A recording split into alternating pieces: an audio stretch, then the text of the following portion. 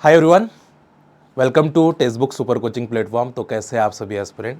तो बच्चों, इस क्वेश्चन में बहुत सारे बच्चों को डाउट आ रहा है कि सर इसमें जो सीएसआर ने आंसर दिया है वो करेक्ट है या नहीं। तो मैं पहले कह देता हूँ कि सीएसआर ने इसका आंसर दिया है second, but according to the reference books आपका आंसर आएगा 4, है ना। ये 1 and 1 आपका आंसर आएगा। मैं इसका रेफरेंस भी आपको दे देता हूँ, ठीक है। आपको अगर क्लेम करना है तो आज ही आप क्लेम कर सकते हैं, ठीक है। और इसको हम कैलकुलेट करके भी चेकआउट कर सकते हैं, क्योंकि हमें पॉसिबल टर्म सिंबल हमेशा हम माइक्रोस्टेट के बेस पर निकालते हैं, ठीक है। और माइक्रोस्टेट से हम कोरिलेट करते हैं। तो यहाँ पे सीएसआर नेट ने इसका जो आंसर दिया है आपको वो सेकंड दिया है, 2 and 3 दिया है, but according to the reference books जो आपका आंसर आना चाहिए वो 1 and 1 आना चाहिए, ठीक है। क्योंकि यहाँ पे number of D and P terms that arising from the P3 configuration, P3 configuration के बारे में पूछा था, ठीक है। तो अगर हम यहाँ पे देखेंगे, ये आपको लिया गया है electronic spectra absorption page number 686 Housecroft, Catherine Housecroft से ये लिया गया है, ठीक है। यहाँ पे ऑलरेडी दिया गया है कि P3 जो होती है आपकी 2s2 2p3, है ना। ये P3 कॉन्फ़िगरेशन, इसको हम नाइट्रोजन भी कंसीडर कर सकते हैं, बिकॉज नाइट्रोजन की भी जो कॉन्फ़िगरेशन आती है वो P3 आती है। ली टू बी थी 4s 2d और 2p, है ना। तो ये 3 टर्म्स हमें मिलती है, जिसमें से एक आपका S मिलता है, एक आपको D मिलता है, एक आपको P मिलता है, ठीक है। और इसका ग्राउंड टर्म्स जो आता है वो 4s 3/2 आपका ग्राउंड टर्म्स आता है, this is ground term. But आपको पूछा गया था कि कौन कौन सी टर्म्स अराइज होंगी। B the number of D and P terms can arise. तो number of P and D terms अगर आप इसको चेकआउट कर रहे हो, ठीक है। तो नाइट्रोजन यहाँ पे इलेक्ट्रॉनिक कॉन्फ़िगरेशन आपको दी गई है 2p3 कॉन्फ़िगरेशंस, और इसके अंदर जो टर्म्स अराइज है 4s 2p एंड 2d, यानी एक डी टर्म्स है और एक 2p टर्म्स है। तो इसको हम क्लेम कर सकते हैं। इसका मैंने कैलकुलेशन मेथड इससे पहले वाले सेशन में भी आपको बताया है कि यहाँ पे टोटल माइक्रोस्टेट आती है 20, और इन सब तीनों टर्म्स को मिलाकर 20 माइक्रोस्टेट आती है। इन तीनों टर्म्स की अगर माइक्रोस्टेट निकालेंगे तो 20 आती है। तो इसके अलावा कोई और पॉसिबल है ही नहीं, ठीक है। एक 4s पॉसिबल है, एक 2p पॉसिबल है, एक 2d पॉसिबल है। रेफरेंस आपको दिया गया है page number 686 Housecroft, Catherine Housecroft, ठीक है।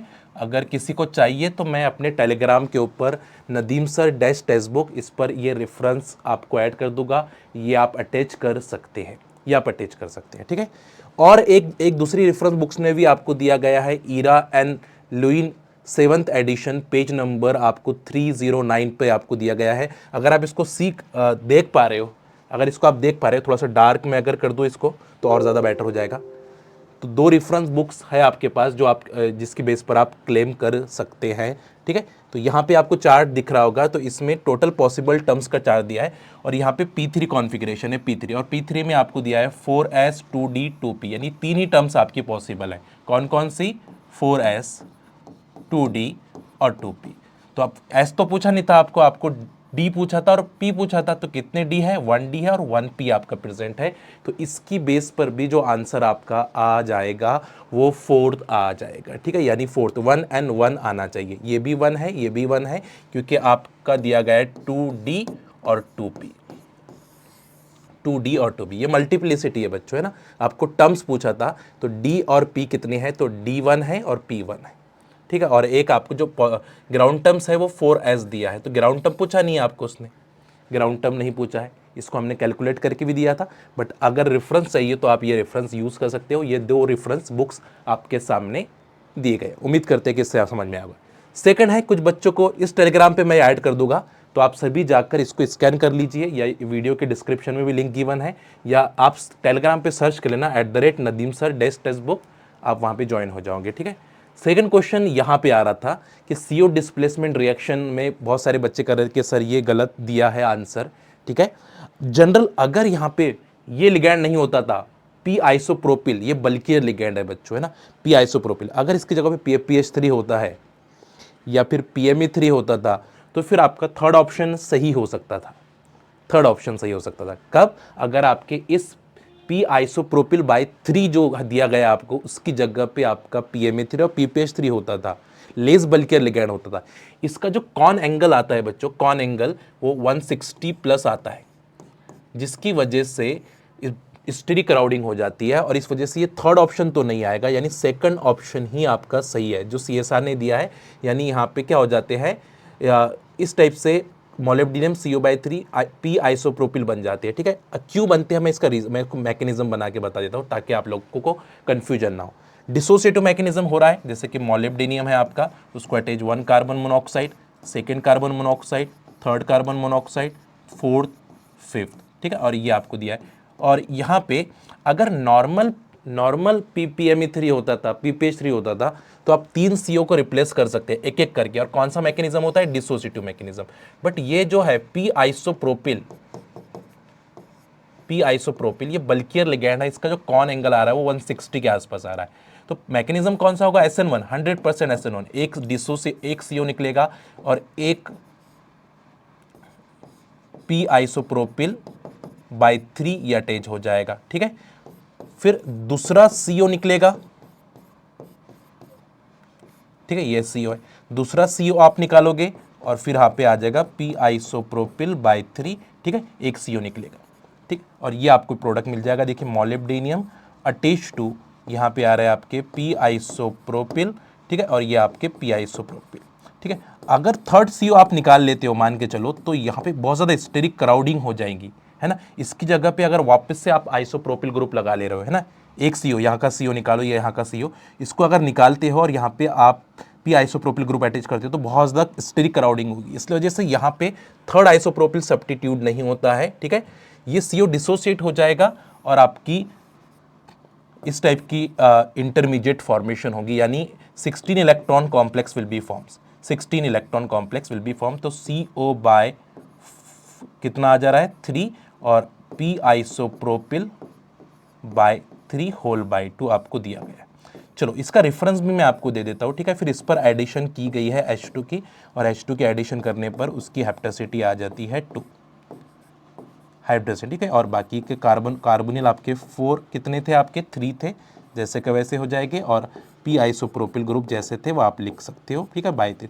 ये रेफरेंस दिया है जेम्स हुई के अंदर, यानी CSR का आंसर सही है। इसको क्लेम करके कोई फायदा नहीं रहेगा। क्यों फायदा नहीं रहेगा, देखो यहाँ पे आपको दिया गया है। अगर उसके अलावा दूसरा कोई फॉस्फेट लिगैंड होता था PME इस लिगैंड के अलावा, है ना, पी आइसोप्रोपिल लिगैंड जो आपको दिया गया है, आइसोप्रोपिल लिगैंड आपको दिया है ना, उसके कोई बल्कियर लिगैंड है वो, उससे अगर कोई लेस बल्कियर होता था जिसका बॉन्ड एंगल या कॉन एंगल 160 से कम आता था, तो फिर आपको थर्ड ऑप्शन मिलने के चांसेस थे, फिर आपको थर्ड ऑप्शन मिल सकते थे। ठीक है, तो यहाँ पे दिया phosphine are the part of the coordination sphere the become increasingly difficult to satisfied 18 electrons rule simply because there is not enough to space of the required number of ligands.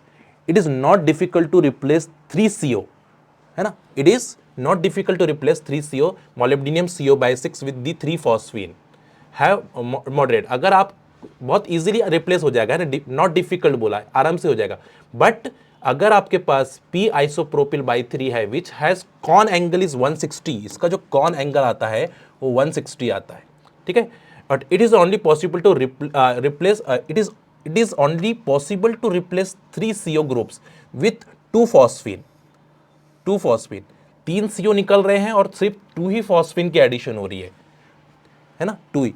तो यहां से आप 3 CO निकाल रहे हैं और 2 ही phosphine की addition आप कर रहे हो, क्योंकि बल्कियर है, 3 फॉस्फीन की एडिशन नहीं कर रहे हो, तो 3 वाला ऑप्शन कैंसिल हो जाएगा, ये वाला ऑप्शन कैंसिल हो जाएगा। तो ये ऑप्शन आ सकती है जहाँ पे, है ना। तो अगर आप 3 कार्बोनिल निकालोगे और 2 फॉस्फीन की एडिशन करोगे, तो यहाँ पे मेंशन कर दिया गया कि van PPR3 which has the con angle is 160, the choose however it is only possible to replace 3 CO with 2 phosphine. Result is the 16 electron complex. जो result बनेगा वो 16 electron complex बनेगा because of the strictly stabilize. तो इस type का complex आपको दिखेगा molybdenum CO/3 P isopropyl by 3 to gives 18 electron. बाद में अगर 18 इलेक्ट्रॉन कन्वर्ट कर सकते हो आप, इसको H2 के एडिशन ऐड कर दो तो वो 18 इलेक्ट्रॉन बन जाएंगे। फिर उसमें H2 की एडिशन आपको करनी पड़ेगी तो 18 बन जाएगी, बट पहले 16 रहेंगे, है ना, 16 रहेंगे। तो यहाँ पे ये पहले 16 बन जाते हैं और उसके बाद H2 के एडिशन करने पर ये 18 बन जाते हैं। तो यानी ये ऑप्शन को हम क्लेम नहीं कर सकते हैं। रेफरेंस आपको दिया गया है जेम्स हुई, ये आपको जेम्स हुई। तो मेरे हिसाब से अभी फ़िलहाल में इनऑर्गेनिक केमिस्ट्री का जो आपका P3 कॉन्फ़िगरेशन वाला है वो आप क्लेम कर सकते हैं। ये ऑर्गेनोमेटेलिक क्वेश्चंस आप क्लेम नहीं करेंगे। बहुत सारे बच्चे बोल रहे थे कि इसको क्लेम, बट जो जेम्स हुई में एकदम आराम से मेंशन कर दिया गया है। बट इसके अलावा अगर कोई ग्रुप दूसरा ग्रुप होता था PME3 PPH3, तो अब 3 CO replace by 3 PPH3, 3 CO replace होते थे 3 PPH3 के साथ। बट ये बल्कियर होने की वजह से 3 CO रिप्लेस हो रहा है 2 फॉस्फीन लिगैंड के साथ, बिकॉज ऑफ द बल्कियरनेस। इसका कॉन एंगल 160 प्लस चले गया है, 160 चले गए इस वजह से, ठीक है। नहीं तो कोई दिक्कत की बात नहीं थी, मैक्सिमम लोगों ने सही कॉन्सेप्ट लगाए थे, बट ये ट्रिकी मैनर में पूछा गया था आपको, ठीक है। रेफरेंस है जेम्स हुई, ठीक है। तो अगर आपको सेशन वैल्यूबल लगा है तो अपनी लाइक ज़रूर पुट करें, ठीक है। और अगर कोई भी क्वेश्चन, और भी क्वेश्चन में इनऑर्गेनिक के कोई और क्वेश्चन है या फिजिकल के या इनऑर्गेनिक के कोई भी क्वेश्चन में आपको डाउट है तो कमेंट बॉक्स में पुट करें, हम उसका रेफरेंस निकाल के आपको ज़रूर देंगे। मेरी टीम आप रेफरेंस निकाल के आपको ज़रूर देगी, ठीक है। तो टेलीग्राम आपके सामने है, ऑलरेडी मैंने आपको टेलीग्राम बताया है, ठीक है। एक ये जो आपको दिया गया था फिजिकल केमिस्ट्री का, जिसके अंदर आंसर टेट्राहेड्रल दिया था, वो 100% सही है। ये मेस्लर एंड टार के अंदर भी गिवन है, जेडन सल्फाइड्स का, ठीक है। तो इसमें आपको दिया गया था कि एक का आपको 74 जो कैटायंस है उसका 74 दिया था, और जो एनाइंस है उसका आपको 170 पिकोमीटर्स दिया था। बट ये टेट्राहेड्रली होल के अंदर प्रेजेंट होते हैं, टेट्राहेड्रली रहेंगे, ठीक है। तो वो आप इसको भी हम क्लेम नहीं कर पाएंगे, ठीक है। इसको भी क्लेम नहीं कर पाएंगे, ठीक है। एक क्वेश्चन है फिजिकल केमिस्ट्री का जो क्लेम कर सकते हैं आप, है ना, वो क्वांटम केमिस्ट्री का आई थिंक सो, उसको क्लेम करेंगे। बट ये जो सॉलिड स्टेट का है इसको हम क्लेम नहीं कर पाएंगे। चलिए, तो सभी एस्पिरेंट अपनी प्रेजेंट ज़रूर लगाएं, और इस टेलीग्राम पे Nadeem sir dash text book पर आप अपने क्वेश्चंस को भेज सकते हैं, या फिर आप कमेंट बॉक्स में भी ऐड कर दोगे तो मैं उसको चेकआउट कर लूँगा। तो इसके अलावा आपको लगता है कि और कोई क्वेश्चंस में आपको लग रहा है कि हाँ चेंज हो सकता है या आंसर की चेंज हो सकती है, तो आप ज़रूर क्लेम करिए, क्योंकि फ़ायदा आपका होगा इसमें, ठीक है। बट मेरे हिसाब से अभी फ़िलहाल में एक क्वेश्चन है जिसको हम क्लेम कर सकते हैं, वो है P3 कॉन्फ़िगरेशन वाला, ठीक है। और भी कुछ अगर आपको डाउट्स है तो आप मुझे कमेंट बॉक्स में पुट करिए। थैंक यू सो मच, अपना ख्याल रखें, stay safe, stay healthy, bye bye.